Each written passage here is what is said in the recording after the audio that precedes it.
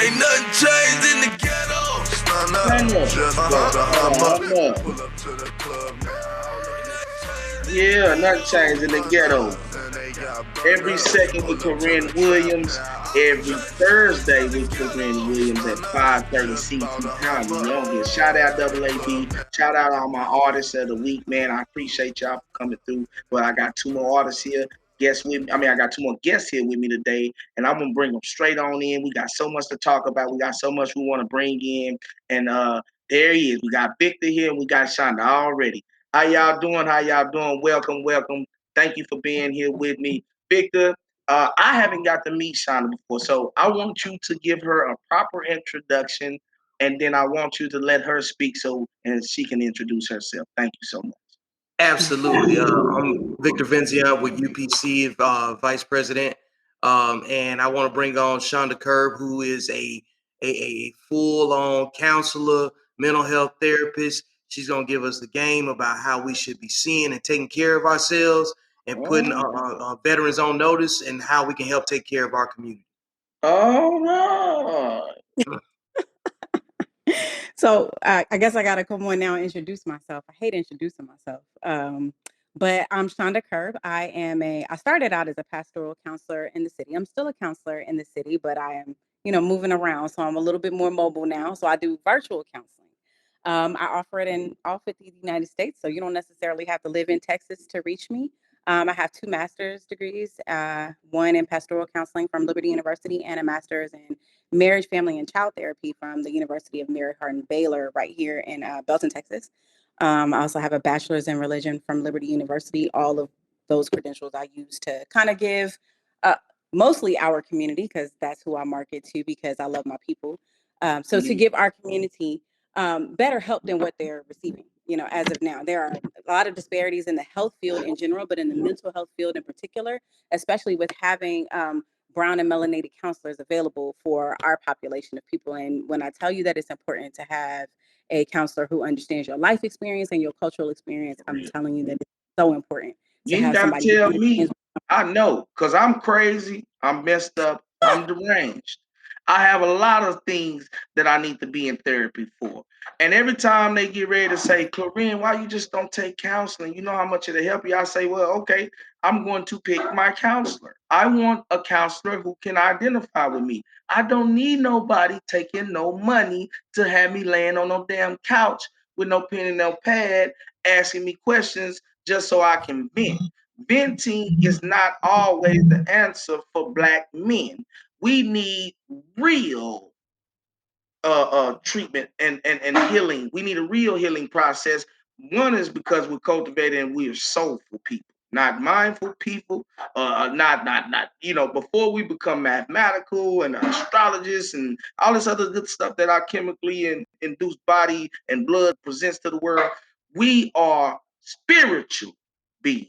So whatever counseling I get, it better come with some type of scent, incense and shit going on, and some smooth music and green lights and purple lights and then shit. I better not want to leave the motherfucker. I don't want to go nowhere for no counseling. I'm ready to go before I get there. You see what I'm saying? That's not counseling, that's torture.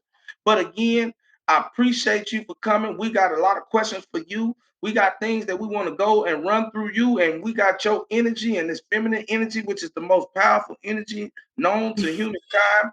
But for some reason, though, women get offensive when you say the word surrender, feminine, submission. Right? These 3 words make a woman feel weaker than when these 3 words were really made to be stronger than the average, to make it through things that the average just can't make it through. For some reason, I don't understand why our culture has failed to identify with this message. And I'm hoping you can help clear some of that up. So, well, I don't know. I'm going to try. You want me to start right now? I'm going to give you a try too. So, now, with everything you do, are you willing to work at special events and educate kids? Do you have special events coming up? Do you do things like that? Or do you just use your web seminars and those are your events? When is the next web seminar or whatever? Okay, so I haven't done a web seminar in a while because I'm in transit. I'm actually moving. But before COVID, even some during COVID, I was doing special hot topics, different things to include children. But mostly my work is not necessarily with children, Cluren. And you really hit a hot spot for me. I was telling Vic about this earlier. I know we got a short time. I'm just going to tell you real quick. I don't really like to work with children, and I'm just going to be honest about why. Because children really don't have issues. Their parents have the issues, and all adults in their lives have the issues. When you treat children in a box, and you try to send them back to their environment. But if their environment doesn't allow for whatever new thing you've given them, you now put the child in a position to where they're now being attacked by the adults in their environment.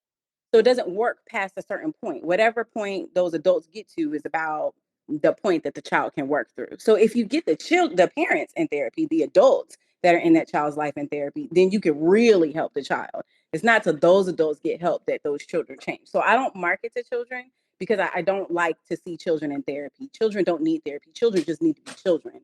It's their parents that need therapy. So I do have things for children because I love them, but I don't really market to children. Well, that's fine. I mean, you're trying to pinpoint the problem. I'm not one of those people that just like to sprinkle stuff all over the cake. I need to know the ingredients to the cake. And so that's fine. I'm down with that. So when we're talking about mental health and healthy foods, do you have any foods that goes along with your actual mind? We just literally talked to an artist who and I have to let them know, you don't think that people are getting high on these street drugs because they want to have a better thinking pattern. I'm sorry, that's not how it works. I am a highly intellectual person, and I come from a family who are above average intellectuals. These people are fucking smart. Let me just say it like that. They super smart. They so smart they scare me. Okay. My grandmother was a walking encyclopedia, not a dictionary, encyclopedia. So therefore, I'm not afraid to be smart or be around people that are smart. And so when we say mental health, do you associate anything that we digest with the mental health issues? Everything that we digest with mental health issues. We talk about, I'll give you a huge one that's a big soapbox for me is when we talk about depression. We talk about depression as if it's only chemical, and it's really not.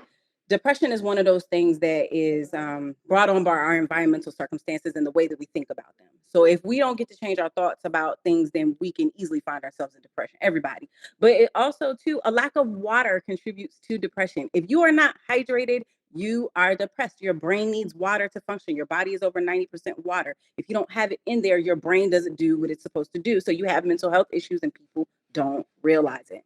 And 90% of us don't get treated for that because we don't go in. And when we do go in, we don't get treated right. So we don't really know what it is that our body needs, but we're from the earth. So we need to eat from the earth in order to maintain our health in the way that we need to. And so my family has a huge saying about when we see people who are acting, wild, not wild as in wild, because, we're wild, we're tribal people, we wild. But I'm talking about acting like they're off a little bit. We usually say, that's a chicken and Jesus problem. They're probably eating some things that they don't have no business eating. The foods that we consume are not necessarily based on our culture and what works best for our bodies.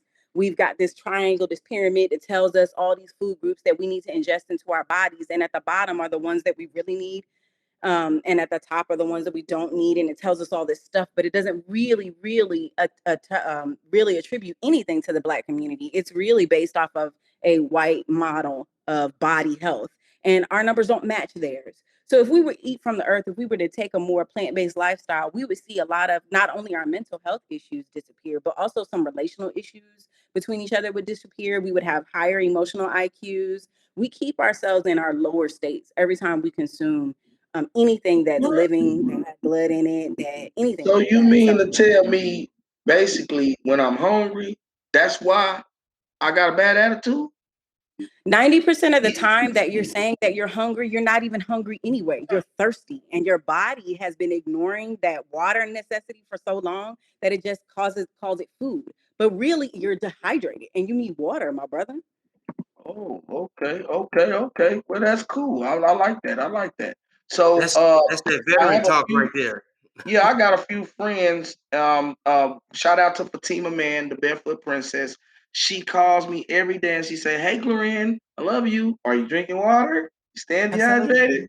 And I'll be like, with a soda in my hand, like, yeah. Oh Sure is. no, don't drink soda. Don't drink With a whole soda. soda in my hand. But I had to Don't drink realize, soda. I know, I had to realize, but I understand that that's not a good thing. So we all have bad habits, right? That we're prone to, depending on certain conditions of people where they're living and stuff. Sometimes you might be in a situation where you can only get what you can get. And I understand that too. But we do have to practice and keep ourselves focused on these healthy remedies that can bring our stress level down, that can bring our calories down, that can save our life in a lot of different ways. And I'm glad you kind of cleared that up for us. Now, my next question for you is, as a person, are you a mother? Yeah, okay. So as a mother, a psychiatrist, a veteran, somebody who has seen a lot of things in life, have heard a lot of things in life, has been trusted with people's information. What are you using? What are you doing? Because a lot of psychiatrists, they always say, I got to be crazy to help somebody crazy. So obviously you're crazy, and I'm not going to argue with you about that. We shouldn't. going to agree to disagree if nobody likes that. But all psychiatrists are crazy in their own right, but not out of order. So what are you using to maintain while you build a healthy workspace to help others? You know, this is an interesting question because, again, Vic and I were talking about this earlier, and one of the reasons why I had to slow down on my practice for a little while earlier this year is because I was not doing my self-care like I was supposed to. I had someone that I could talk to, but I wasn't using that avenue because, you know, strong Black woman, I could take care of it, I can handle it, I could do it, right? I ain't gonna be one of them that crack under the pressure, right? But no, it did become too much, and I wasn't.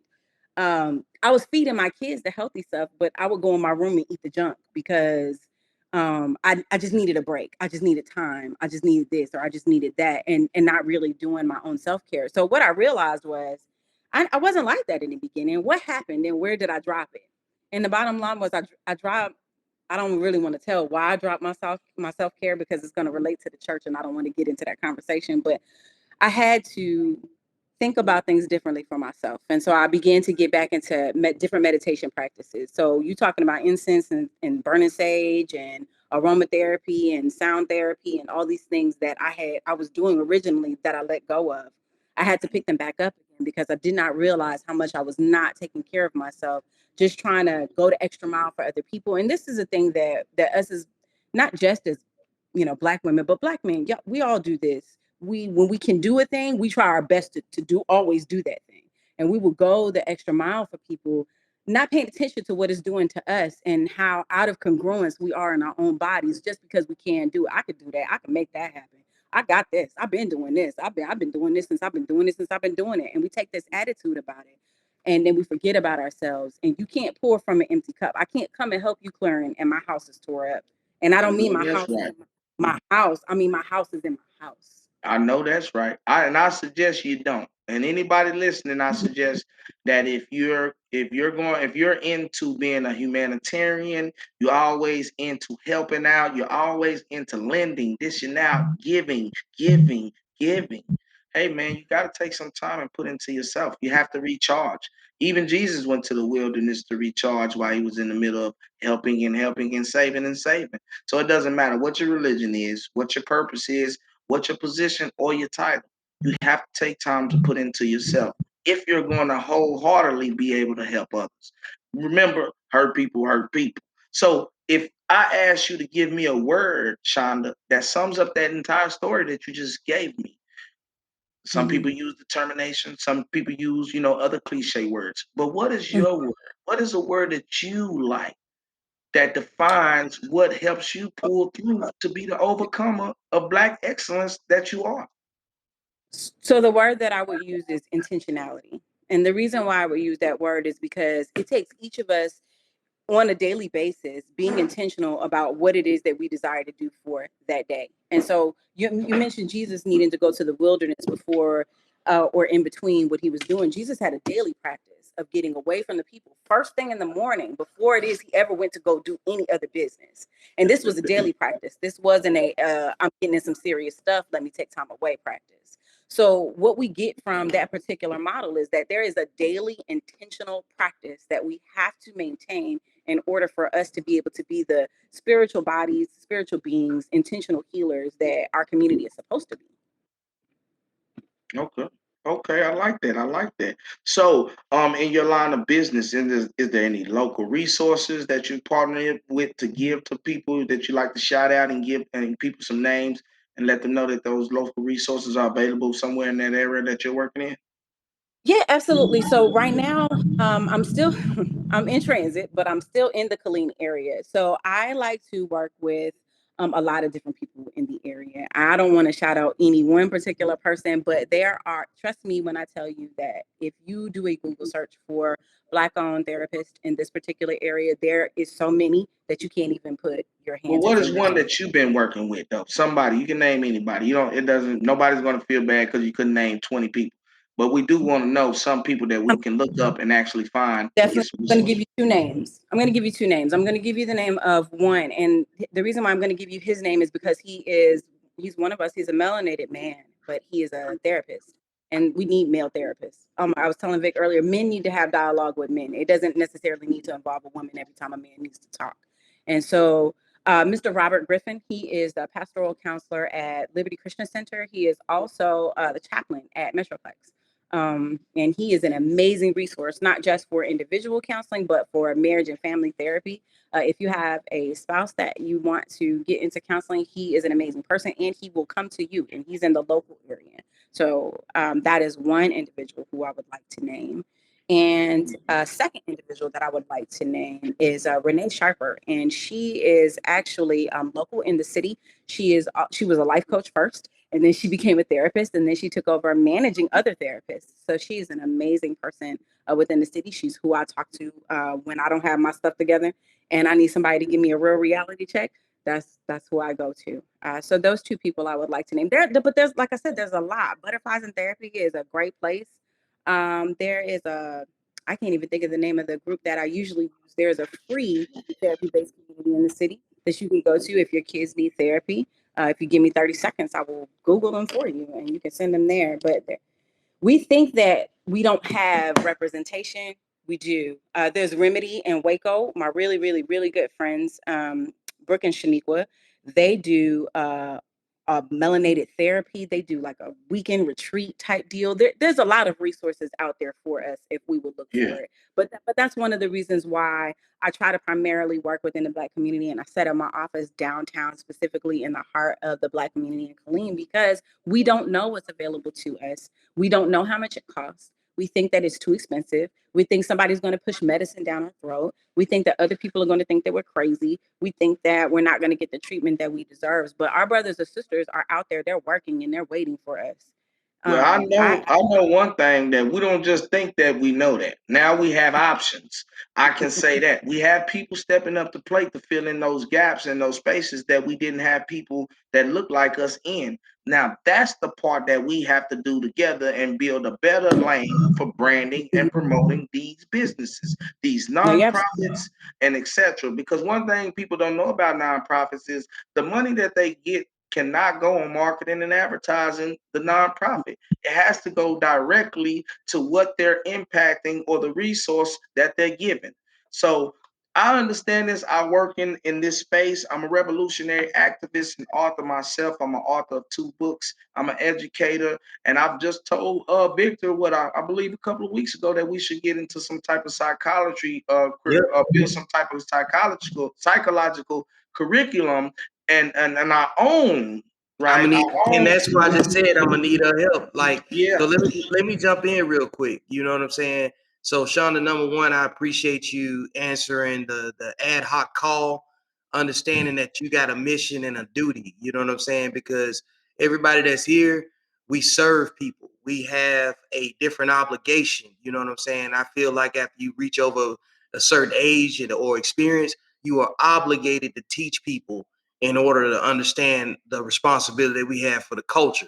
See, a lot of times we be talking about the words like ancestors and stuff, and we think those are old people. but really we can just go on YouTube and see our ancestors. They here, you know what I'm saying? They gave us a blueprint on how to function and pick up where they left off. And we already recognize that we've been in a fight. If you look at your ancestors, they was in a fight. And if they didn't win the fight, they were still in the middle of it. That's why we have to go reference where the origin of our metal comes from, right? You know what I'm saying? So like now we on different type of mission because we got different types of talent, different types of obligation to our own homes and stuff. So like people like you, if you're watching her, you have to step out. Now is your you didn't learn this for yourself. You know what I'm saying? This isn't a credentials time just to have a circle jerk about how much you've done in education and how much you've learned. If you don't give it to other people, nothing that you did matters. So now's the time for you to see people like her. And if you got that kind of talent that our community needs, it's time for you to step up. You know what I'm saying? Yeah. So that's all I had to say about that. Yeah, you're right. And just listening to you, Shonda, I would like to speak with you more on the back end, try to get some things set up where we can do our own seminars and get this health and wellness thing out here in Killeen, Texas, and Harker Heights area and Temple area. A lot of people don't understand that I'm looking at stuff in a different window now. I'm looking at people react certain ways and I'm classifying it as what it is, a mental disorder. Now, there's a lot of things that go on that I like to classify as a portion of mental disorder. And the abuse of using street drugs are one of those things. I think that people run to street drugs because they're running away from the problem. I don't believe people are just born natural addicts. I don't believe people just want to be super high and doped up. I believe that they're getting doped up because they're running from some of the truths of the problems that they're going through. And that right there also is a mental disorder. When I say disorder, I mean not being able to make the right and proper decisions because lack of certain things. Health insurance and all these things is a big issue. Education should be a big issue. Right now, they're graduating these kids and they ain't got a sixth grade reading, capability. They're removing all the civil rights. That is another question I have for you. How do you feel about our public education system and where it's headed right now? Well, I'm just going to tell you, all my children are homeschooled right now, so I'm going to start right there. Okay. I cannot stand the public school system, and I don't know why you asked me this question because I don't want to get on this soapbox tonight. But I don't like the public school system, and the reason why I don't like the public school system is the same reason why I have a problem with traditional therapy. Okay, so there are certain qualifications or certain requirements that you want the person who is in front of your children or who is the person who's in front of you to have.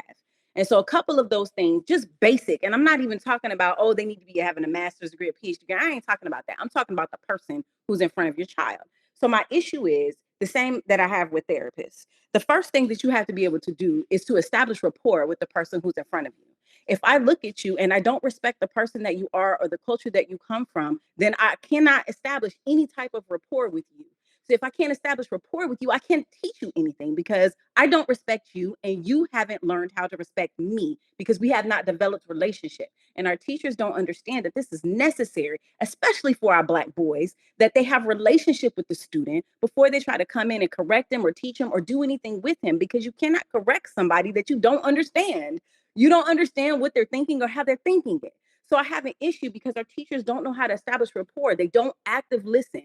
Active listening means not listening to respond, but listening to understand the person that's in front of you. Our teachers are not making an effort to understand our Black boys and our Black girls. They don't understand their culture and where they come from. They're not trying to understand their culture and where they come from. And the curriculum that they're creating is actually eliminating the culture that we actually come from. So these teachers are being educated in curriculum that does not accurately reflect us. So they don't actively listen to us. So they don't establish rapport with us. They do not respect us.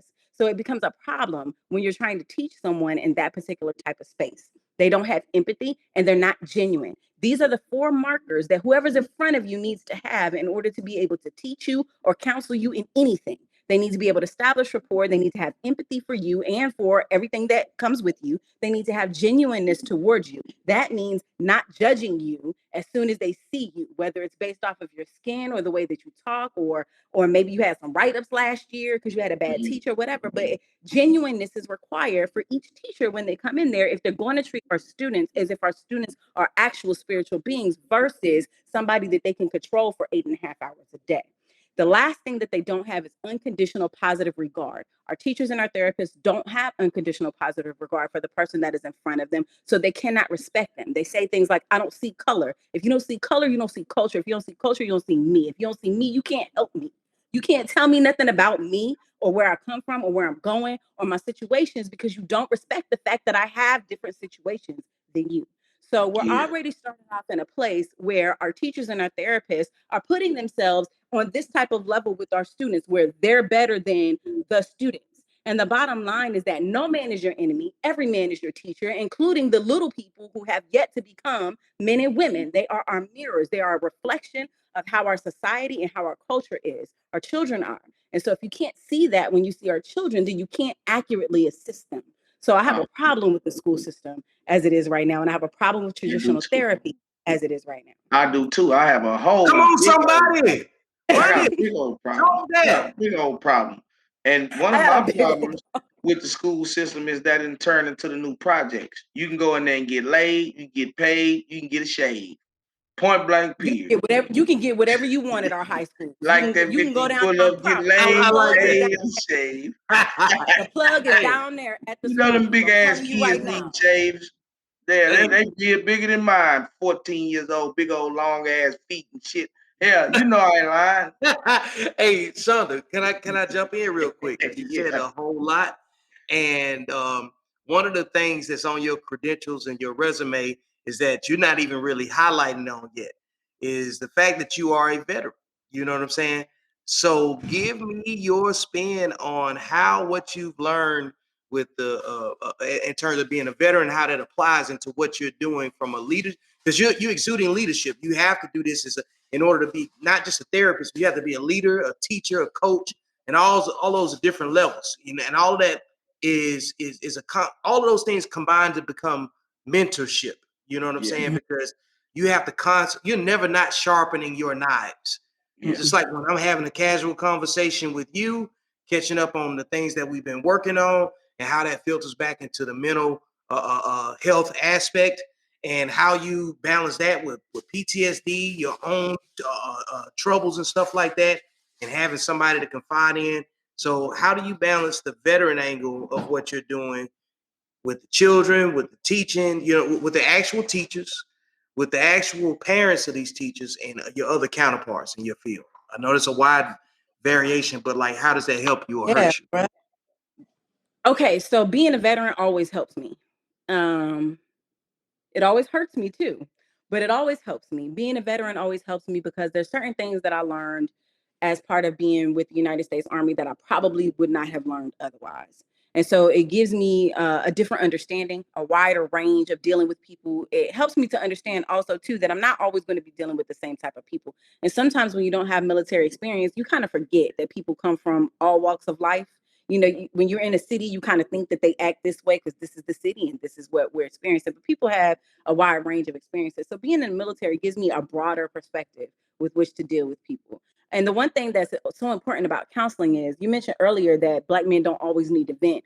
The bottom line is that if you're going into counseling and you're only venting, you have a bad counselor, because counseling is not about venting. Counseling is about changing your perspective in order to change your circumstances. So if the person is not giving you an alternative perspective, which means breaking up your event session, right, and attending to what it is that you're saying, then they're not really providing you with good counseling. And so being a veteran also helped me to be able to understand that. I've always had a leg up being a veteran in every job that I chose after that, because it just gave me a better understanding of people and how they do things. But again, like I said, it also hurts me because I do have a smidge of PTSD. And sometimes, my kids will get most of that because we are more free with our families inside of our own four walls than we are outside of it. So, sometimes they'll be doing something really not nothing, like tapping something for a long period of time, just being kids. And, I'll be snapping off on them because, my PTSD is being triggered by that tap. Like, I need you to not do that. You about to catch it to the throat right now, my brother, because you tapping. So, but I have an amazing husband, and my husband's a vet too. So, we assist each other, but my husband is a vault, and anything that I need to put into a place of safekeeping, I deposit with him. And so, yeah, I have been blessed in that particular area. A lot of people talk to me real crazy because they don't think that I'm the age that I actually am. And I always have to remind them, because they don't know. I have to remind them that it's not because of me that I look great. And it's not because of anything that I ate that I look great, because I ate like crap for a long time. It's not because I drink water. It's only because my husband makes sure that I don't have a bunch of stress on my plate, that I look the way that I do. Oh, man, I like that. That's Tell them how old you are, Shonda. Tell them how old you are. Sis is 40. I is 40. Yeah. So, but he that's a relationship goal right there, though. You know what I'm saying? I look good because my girl take the stress off. And that's what I want to say. Because my wife, my husband, or my partner, whatever it is, or my whatever kind of relationship you in, whether it's same sex or not, but my partner takes off the stress on me. That's why my skin glowing. That's some damn relationship goal shit right there. I like that. And I'm about to make that. I'm going to put that or post that or something. You know what I'm saying? I glow with my partner. Take that stress off me, man. You know what I'm saying? Because a lot of us got partners that make our skin peel. You see what I'm saying? Hey, I'm just saying, they ain't making our skin glow. They making it peel like a lizard.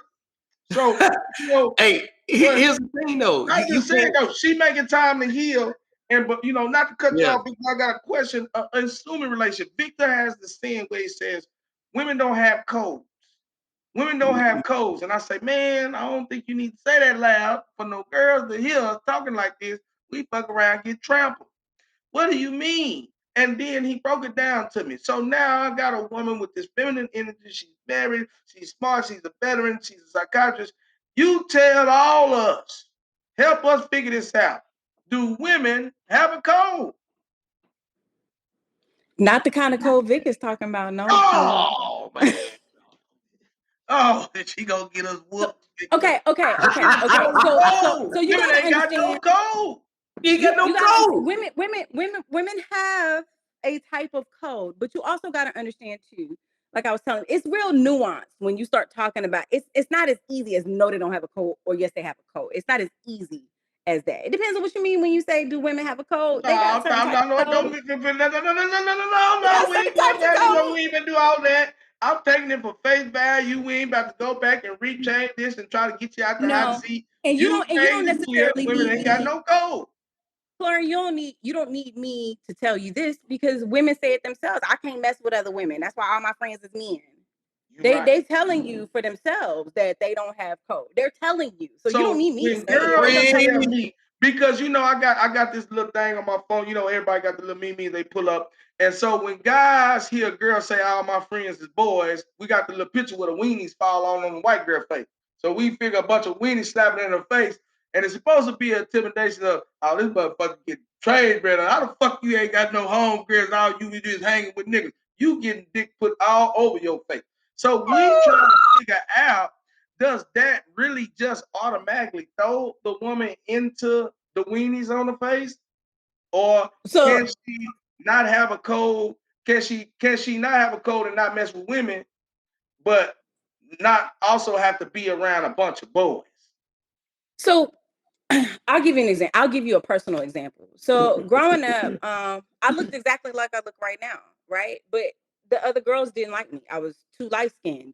They thought I was too cute. They thought I was stuck up because I didn't talk to nobody. But I didn't talk to nobody because I was scared to talk to people, because I grew up in a real Christian house. So I couldn't leave my porch. I couldn't go down the street. I didn't really have any social nothing.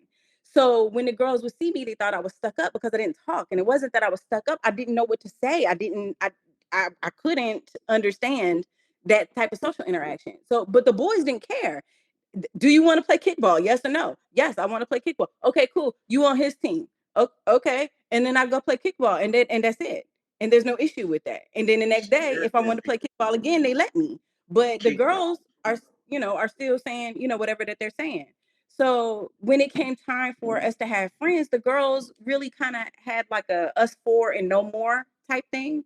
And there was no, you can't get up in here. And then they didn't like each other either because they were talking about each other. So it was easier to just, the boys over here playing basketball, the boys over here playing kickball. They asked me to play. It ain't all this mess. I'll go play with them. So that is what I did. So it wasn't that it was a situation where I was interested in the men or they were interested in me. But we had a common interest at that particular time. And that interest was sports. So I played with them. And then I went on about my business. If they see me in the street, what's up, Sean? What's up? What's up? What's up? We would talk. We would, whatever. I respect that. I respect that because growing up, I had homegirls that I never had any type of, it never crossed no lines. We didn't have those episodes. And I really truly looked at them like my little sister. You know what I'm saying? Like we were so tight as friends, that my friends, my homegirls, they'll be off and get into it with guys and they'll be like, I'm gonna call my brother, and then be like, you ain't got no brother. Like, yeah, I do. You ain't got to be my blood brother. We like brothers. This is my motherfucking dog. And I had a friend like that I grew up with. She passed away earlier this year. And her name was Tabitha Hunter. So shout out to her family and my condolences go out to the family. But I always love you, Tabby. You're going to always be my sister. Always, forever and ever, no matter what go on. I always love you. And I always made sure I took care of you when I was around you and I was around you. And I wasn't around in the time of her death. But I hold that with me because that is a dear friend of mine. I always love her forever. But I understand exactly what you mean. And so me and Victor also had another conversation. I let him listen to a woman speak about how women don't really have much to offer to men. And the way she said it, it made every dog ass nigga, every nigga that ain't paid child support, every nigga that paid child support, we all came together for one split second. All the dudes that was tricking on each other and fucking each other, baby mama, them niggas was next to me. They was hugging and shit, and we was all singing Kumbaya listening to her. And she was like, yeah, I ain't got nothing to offer. I'm glad I checked myself. How do you feel about that type of message coming from a woman? Do you feel like maybe it could be broken down more? Or what comes to mind knowing that you're in a marriage? But if you have a daughter, friend or niece and they're growing up, they're getting in relationships or you're getting calls about relationship advice, do you think that she has some truth to it when she says, as a woman, and we're talking about not you, but an average Black woman? You may just play the audio because you may not have heard it. Yeah. Yeah. Can you do that? I need context because I think I'm concerned about what we mean. Let me just play the audio. Yeah, you don't have to play the audio right now because what I'll say, I'll explain it to like this. She said that she was 32 years old. She spent most of her life raising kids. She never really she didn't have aspiration for a career, didn't really have much of too many of her hobbies, and she's been single. And she just realized while she was dating, a man asked her a simple question: what would he benefit, or what would it be? What is she bringing to the table if he was to make her his girl? And she just felt like at that time it really went to her in a deeper way because we have this battle of the sexes going on, point blank period. We have this misled energy going on in our community, point blank period. And for some reason now we have women asking so much of a man and really offering so little. And so when I heard the message, I went down to a personal standpoint, and I say, well, most of the women I meet, they just doing lashes and body sculpture. I mean, that's a hobby. It's something cool, but they not nurturing. Like men, when a woman look at a man, there's material, job status, all this other stuff. Can he provide, protect? When men look at women, I don't even know if they know that you acting like a girly girl is what make a man want you. You being able to nurture him and do the girly things is what makes you a woman. But most women don't come with that. Most women literally only come with a hamburger and a piece of pussy. The hamburger ain't cooked. And she ain't make the hamburger. She bought the hamburger. Gave me the hamburger. And guess what? The meat wasn't even real. Got it from McDonald's, man. Goddamn plant burger. And some pussy. Plant burger and pussy. So that's it. That's all I'm worth now. Plant burger and pussy. I be damn. I'm a man. I got something going for myself. I'ma stand up for myself. I'll be damn if the only thing I can get come through my door is a plant burger and pussy. No, baby, you gonna have to come with something better. So my question to you is this universal response that we're getting, that we're seeing. Do you see this actually having truth to it with the way of the world, with what women are actually able to come and actually bring to the table? Do you think this has any weight? Maybe she don't have nothing to offer nobody. That's personal to her. Let me start with that. Let me back up just a smidge. Okay, let me back up a smidge, because the reason why we have such a battle of the sexes right now is because we have relationships jacked up, right? Because this ain't no convenience store. I don't have no offerings for you, and you shouldn't have none for me. We should be coming into a partnership, a team type relationship together, where you and I are bringing our opposites to each other to create a unit that works and flows. Okay, so let's start with that right there in the initial, because I'm having a problem with this whole. I have a problem with all of us offering these things to ourselves and each others and this and that. And the bottom line is that y'all got relationships messed up. Period. Okay. The bottom line is that relationships are messed up because culture is messed up. We are not a part of our original culture. We are a part of this bastardized culture that has come as an outgrowth of trauma. So every experience that you're discussing, these are trauma responses. These are related to not operating in the energy in which we were assigned. And so our men are not operating in their masculine energy. They're not. They're operating as dogs. And I love y'all. And I'm sorry that y'all are there, but it's the truth. Y'all are operating as animals, and us as women are attempting to operate in masculine energy, where it puts us in this butch mode, and we're not. Which is animal. We might as well just be clear. Hell, I can't distinguish the man from the woman no more. I went to Dallas, and all I seen was girls that look like boys and act like boys, and boys that act like girls. And now it ain't even about the look; it's the energy you did, shop. The energy, but it's always been about the energy. We just haven't known it. And so because we haven't known it, we haven't addressed it. And so we can't heal anything that we don't address. So we're all operating in this ignorant energy, right? Our men are operating in their masculine energy. And oh, by the way, we all have both. We all have masculine and feminine energy. And you can tell that you can tell that a man has been turned away from his feminine energy, or has been made to feel as if his feminine energy is wrong because he is toxically masculine. And you could tell when a woman has been made to operate in her masculine energy, denying her feminine place because she has toxic femininity. And all of this is an outgrowth of what it is that we're experiencing as being part of the United States, as being part of the Black diaspora. This is the issues that we're talking. So I want to start there before I start saying women don't have anything to bring to the table. All of us, Black guys and goddesses, have something to bring to the table. You already know. Table. But the bottom line is that the table is meant for food. Okay, so we ain't talking about relationships in that way. We should be talking about the connection of our spiritual energies, because that is what relationships are. And until we understand that and treat it as such, we're going to keep having these wars about things that don't matter. Body sculpting and I pay the bills, or whoever, whatever. None of that stuff. None of that matters, because you can't keep your family together and raise your kids. Yeah, you're right. Because it sure don't matter to me. Because I'll tell every woman right now on the live, you be with me, you're going to pay half. I don't give a damn. I don't give a damn. Go find. Okay, well, that's one way. Hey, I'm just saying, go find Antonio or whoever it is with his bald-headed ass, and y'all get on the boat, and y'all go let him pay for everything. But GD, nah, you know, it's funny that you say that, because you know, Black men are the only men in the world that don't believe that they should take care of their women in that way. Nah, you hear me, Cluren? You hear me, Cluren?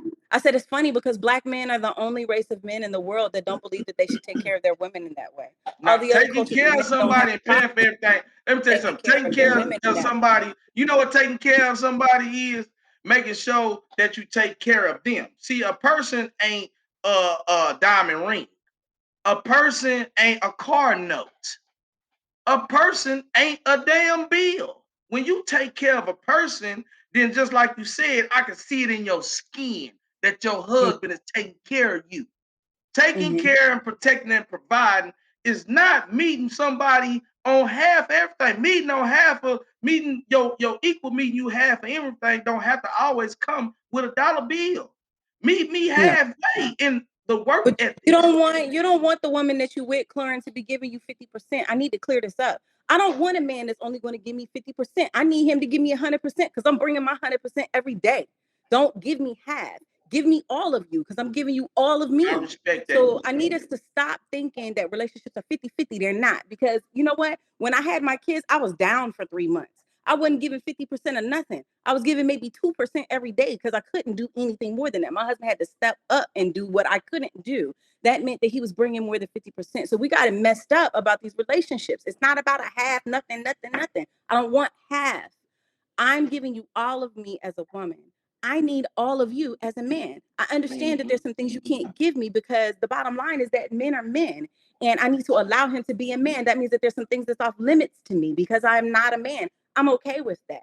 And there's some things that's off limits to him because I'm a woman and he can't understand that. And that's okay. We all need to be okay in that energy and then bring all of that to the table. It doesn't matter who paid. My husband says sometimes where I was covering all the bills and my husband wasn't covering none. There was times where he was covering all and I wasn't covering none. There was times where he was cooking and I wasn't. My husband cleans bathrooms better than I do. Whatever. It does. Those things don't matter. All of that is immaterial. It means nothing. And these are the things that we base our relationships on. And this is why people have issues, because you're basing your relationship off of a set of gender roles or duties that have nothing to do with the Black God or goddess that's inside of you. The bottom line is that you need to bring your energy to the table, whatever it is. If it's negative, whatever, bring that to the table because the person that chose you still wants that energy from you.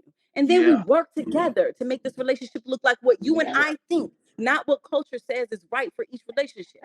Each relationship is different based off of the man and the woman that's in that relationship. My relationship with my husband is more traditional because we're okay with that. Other people's is not, but that's what works good for my husband. My husband does not care if I cook, but I cook because I think that I should. And you know what he says? Thank you, baby. Whatever you cook is fine. And he eats it and he's about his business, but that works for us. Each person needs to be okay with themselves and work within what is okay with themselves to have successful relationships instead of trying to keep up relationship goals with people who don't think like them, who don't feel like don't them, have the same resources you got or anything. them. Be in your own relationship. Yep. Stop worrying about whether or not your woman does more than you, your man does more than you, who does more. Stop it. Get in your relationship with and I totally love agree with you. Not to cut you, I totally agree with you. I just don't understand why you think that we the only ones that don't feel like we should take care of our partner and our woman. I just don't think that a woman should be able to work, start a business, do everything she wants, and not have to put in on the foundation that I'm building. That's what I'm talking about. There is no way in hell I need an adult. I don't care if she a woman. This is why everybody in the same sex relationship damn meeting in that. Because they tired of people playing loaded. Hell, man, hey, man, you a girl, you a man, you a woman, no matter who you is. If you got a job and I got a job, we meeting halfway. I don't care what you got between your legs. So for everybody listening to me, bring 100% of you to the table and half of the rent. Or don't come over to my house. I don't want you. That's what I'm saying. And so this is why I say context is so important, because I don't disagree with you. There is no way that I'm just gonna be honest with you. The money that I make, I don't make enough to pay nothing. I don't do that. But I take care of my kids, and that was the agreement that my husband and I set up. So when we first got together, my husband told me that if I wanted to work, I could work. If I didn't want to work, I didn't have to work. I was already I was a vet when he and shit. That's a man. I was in the military when he and I met. So I was a hard worker. I come from a long line of women that are hard workers. We work. So I wanted to work until I got pregnant. And then I didn't want to work. I stayed at home. But because I was so ingrained that I had to do my part, I left home when my baby boy finally went to school. I left home and I began working again. And that created some issues for my husband and I. Not because he had a problem with me working, but because I had stopped doing what I was originally doing. I couldn't do it anymore and handle the work outside of the home. And so he and I had to adjust things in order for me to be able to do both, because he realized that if I didn't work, I wasn't going to be satisfied, because there was creativity in me that was going dormant and lacking by staying at home only. So we had to adjust.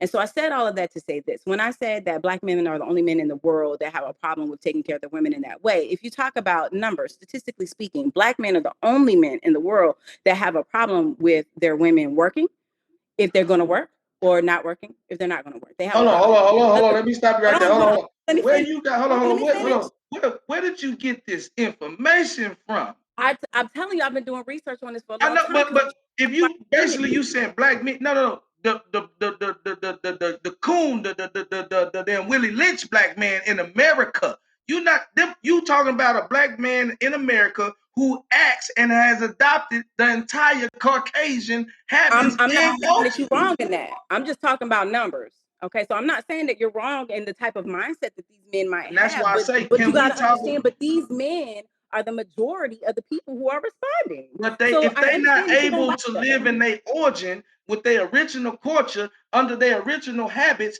it's not all Black. Black men don't have a problem with that because Black men ain't been Black. They've been every other culture except Black men. I'm not disagreeing with you, but the bottom line is that you talking about these are the Willie Lynch men that have this mindset. These make up the majority of our men.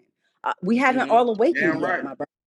We haven't all awakened. All the men I seen, they did manly shit like that because men, whether you believe it or not, only tell their women they don't want them to work because she's our investment.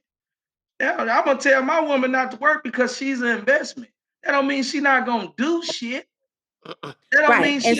Guess what? So And we're talking that's about also definitions. because for a man to be able to do that, guess what he got to be able to do?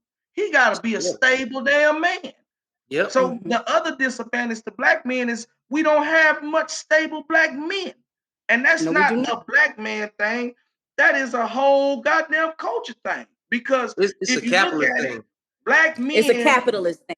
You're talking right, Vic. This is about money. So can I ask you this, Shonda? Can I ask you this? Since we on Black men, no, let me ask a question because you do it all the time. So that's what I'm about to say. When we get into capitalist structure, see, now you got to look at it from a 30,000-foot view. Because if you take away the need to go to work, the reason why you go to work is to make a certain type of money to take care of your existing obligations, right? So if you removed everything like that dealt with health, if everybody was healthy, if everybody had no need to have money, you know what I'm saying? And like you can go to the store and go buy stuff. You're not stressing about money, right? So if you take the need for money away, what you do determines who you are and how your household runs, right? So like things like when you got pregnant, ask her a question when you get done. I mean to cut y'all, but ask her this. This is a serious question on that. Ask her, was her husband broke when she told him not to work? Told her not to work. No, he was in the army. They were stable. You see what I'm saying? Okay. Yeah, they had it together. But the bottom line that I'm making is this right here. So sometimes we at war with each other behind finances, right? Because all of us got different start points. And so like our start points are so different now that when we see people that's doing a little bit more or that appear to be doing financially better than us, we treat them like the enemy. And then the person that's got the financial affluence is able to talk back to how they got to where they were and be the right kind of example. The person can't receive it because they got all the anxiety and stress that comes with not having money, right?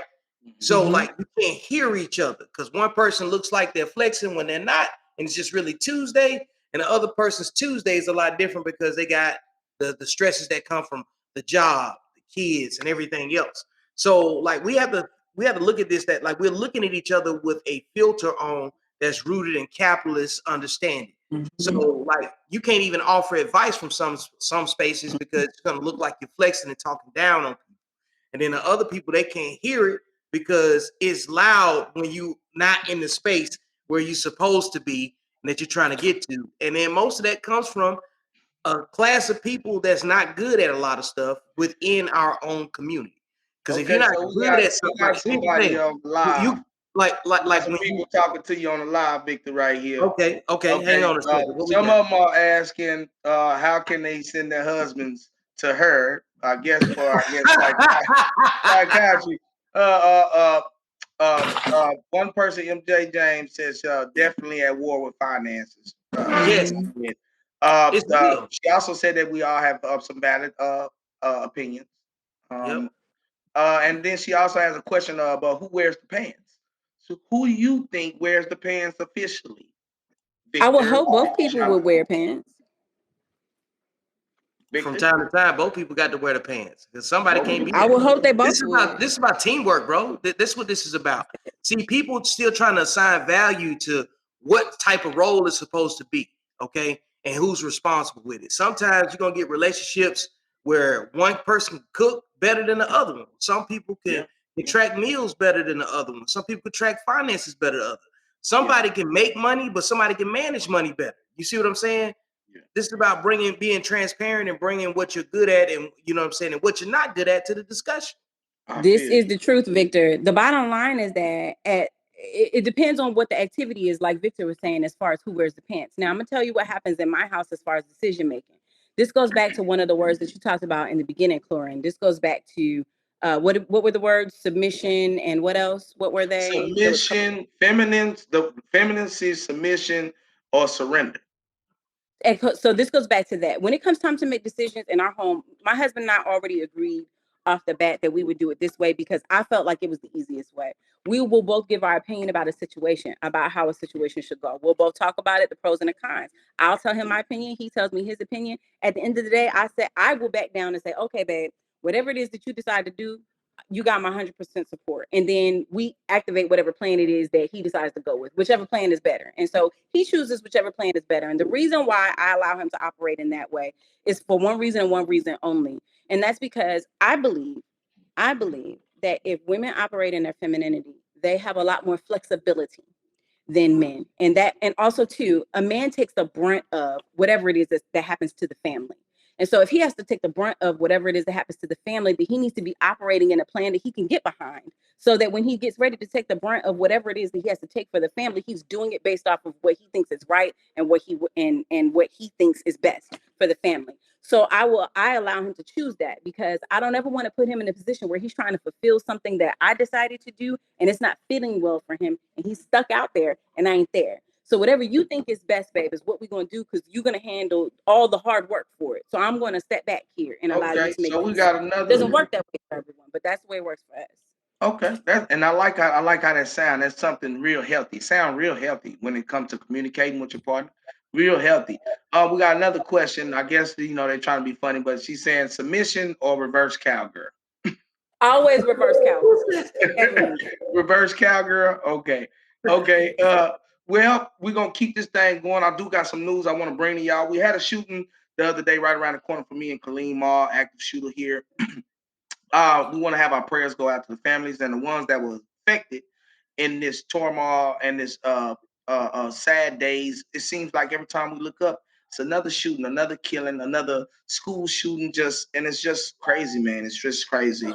We have Kim Porter trial going on. She is the cop who's been charged for murder for killing the unarmed black man Dante Wright, the young black man who was shot and murdered probably about half a mile away from the courthouse and the verdict being read with the George Floyd trial. Once the verdict was read and these cops were giving their due judgment in the court process, 30 minutes later, another young man lost his life right down the street. And so the fight must continue. Soon as we think we're ahead of getting something and nipping it in the butt, right, and really getting attention from America and people in America, it just let us know we're still so far behind. And so we hoping for the best out of that trial. I'm going to stay keeping you updates with what's going on. Kim Porter stated something during the trial that stuck with me. There's a video that they're showing right now. You can go look it up, and then they'll show you the whole process. When she shot Dante, she stepped off and fell on the ground yelling, "Oh my God, oh my God, I shot him. I'm going to jail. I'm going to jail. Oh, what happened?" And this is how hysterical she was. But as hysterical as she was, I got a clear indication that the only thing that she was afraid of was prison. She wasn't afraid of this young man dying. She wasn't yelling, "I shot an innocent young baby boy, somebody's son, somebody's father, somebody's brother." She was crying because she didn't want to hear the motherfucking bars go clink, clink. Oh, you lost your job too? Clink, clink. Oh, your husband tricking on you? Clink, clink. You've been waiting to do that. clink, clink. And so that's the sad part about it. Is the truth is she was afraid of losing her career and going to jail. She wasn't afraid to lose Dante Wright's life. She wasn't afraid of him losing his life. She wasn't concerned with the people in the car as he drove off. And I think that she gave herself away. She deserves a guilty verdict, and I hope that's what they get. Also, we have more local news in Austin, Texas. A good family friend of mine and Landon Nobles, Renee Nobles' son, is going through his civil trial. He was killed 30 days after my brother was shot 12 times by the Austin Police Department, downtown Austin on 6th Street. This case is going on. It's in federal court in Austin. Our prayers go out to the family. We pray that you get swift justice, that you receive the justice that you deserve, and that we know that you are still in mourning with Mr. Landon Nobles and our brother Landon Nobles. So to the family and everybody from the Cluren Williams Show, my family, my team, we send you our support and our prayers, and we hope you win. We was in that same federal court just 2 months ago, and we didn't get justice. But the fight still continues, and we pray that you and your family gets justice and they get swift justice with this wrongful death of Landon Nobles that happened in 2017, May 2017, 7th, 2017. Justice for Lawrence Parrish. Again, if you just heard what I said, we lost in federal court. They denied him any compensation for his wounds, what he had been through. Shot over 12 times in the eyes, the nose, the mouth. They didn't even believe 12 peers. Again, did not believe that he deserved to be reconciled for all the money that he owed for the damages. He's already in debt $350,000 worth of damages and repairs from his body and surgeries and stuff, and he's still in debt. And they didn't even think that covering up the debt with this situation was a worthy cause. I am sorry for the system. I am sorry for our people like myself and my family that had to deal with this system, hoping that they can give us justice and be fair. As I can see, and everybody else around the world now with the technology we have, we're just not having a fair outcome when it comes to Black lives. Okay. The Oxford High School shooting. Some new details came out with the parents in that school. They wound up being charged, getting text messages from the child, basically knowing that the child was going to go up to the school and do that. So our prayers go out to the everybody involved. They just had one of the people who was shot, one of the kids who was shot in the school, moved to another hospital, still in critical condition. So this is an ongoing case. We have school shootings and early letouts in Dale Valley, Cedar Park, Georgetown. It's getting crazy, and it's coming to a theater near you. So for the people that's watching this, believing that it might not be your kid's school, your family, you could be next. It's time to get involved in these schools. It's time to get involved in our kids' life, checking their backpacks, checking their cell phones, watching what they watching on YouTube, doing everything that we can to protect them from the senseless violence that they're going to actually just get up and walk into. Again, I told you how I feel about public school. It's the place where you can get tatted up, join a gang, have sex, get cocaine, get any type of drug you want off the streets, even get laid. And so this place has become a cesspool where you cannot get an education, where your behavior will override your education. And we have to fight against that and build some resources for our children to have, because right now, as Black Americans, we are headed to a no-income house by 2054. The numbers are showing that Black Americans and the household and Black Americans, a Black household couple with a man and a woman and family is bringing in roughly about $3,800 per month. By the year of 2054, we're predicted not to be bringing in zero income in a Black household with a man and a woman. That just cannot happen. We must build generational tools. We must destroy these generational curses and build wealth and credit and support each other. And so every second with Cluren Williams, that's what we do. Victor, I'd like you to go ahead and dive on in to giving us a portion of this UPC and Urban Power Connection that we're building together. Give us some insights of what we're doing, where we headed at in the future, any upcoming events, and how to get involved so that we can train y'all to build some wealth, Papa. Man, that's an awesome segue considering the week that we already had, right? Yes, You know what sir. I'm saying? So like to capitalize on the conversation about generational wealth, one of the biggest things that we have to do is secure territory because this is a fight. All of the things that we've been talking about before and securing our legacy in the future, changing our narratives, we got to own the territory so we can control the narrative. You know what I'm saying? So like a lot of the stuff that Shonda spoke about before, all comes back to the Black household and how we function and what our principles are from within our own home first. You know what I'm saying? And number one is ownership. We don't even own our feelings right now. You know what I'm saying? Because like people, anytime somebody can take your feelings and go make money off of them, you don't own them. You know what I'm saying? Especially when you don't monetize them first, which is one of the main reasons why we're here, right, Cluren? So in terms of securing your narrative, you got to own the territory. Like I keep starting, that has to start first. It has to be a foundation. Real estate should be the foundation of every Black family. You know what I'm saying? Because it's been so long since we owned anything. You know what I'm saying, in mass, so we can collectively pool our resources and weaponize it against something that's actually, you know what I'm saying, gonna hurt us versus these feelings that we share. You know what I'm saying? And really, once we recognize each other as being members of different tribes, you know what I'm saying? We can function differently because we can respect each other's culture because everybody's not the same way, right? So the tribe that I'm part of, that I feel like, you know what I'm saying, is going to lead us in the right direction is UPC. And now we have territory. We have a headquarters building over in Harker Heights. We're going to be signing people up, attracting vendors to come out, you know what I'm saying, to do pop-up shots, networking mixers. And we're really at the cusp now where a lot of us have done a lot of individual work just so we can get to know each other and actually have the conversation that we're having right now. So like now I'm calling on all my people out here and bring their resources to the hub so we can point our calls in the right direction and move with love. So that way when we disagree, it's not coming from a negative place. You know what I'm saying? So once we establish that part right there, we got more things that we could do together. Now we have a location, which is located off of 102 West Veterans.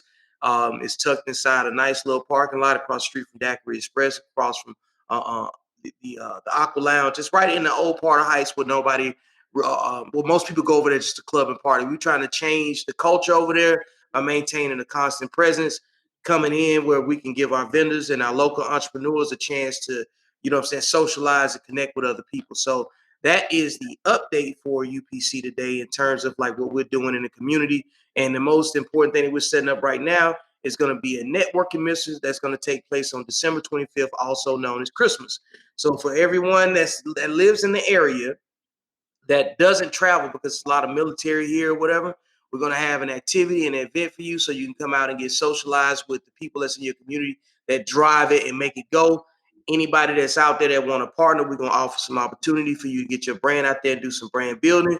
We're probably going to do a live podcast that day too. You know what I'm saying? To bring people out.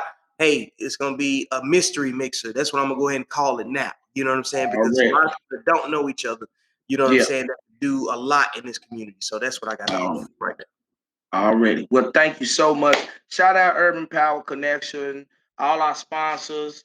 One of my sponsors right here, he gave me his own drink he got, man, and it's called Legendary, just like us, baby. Everything we do is legendary. Shout out Michael Sterling. I appreciate it. I just got the bottle in the mail.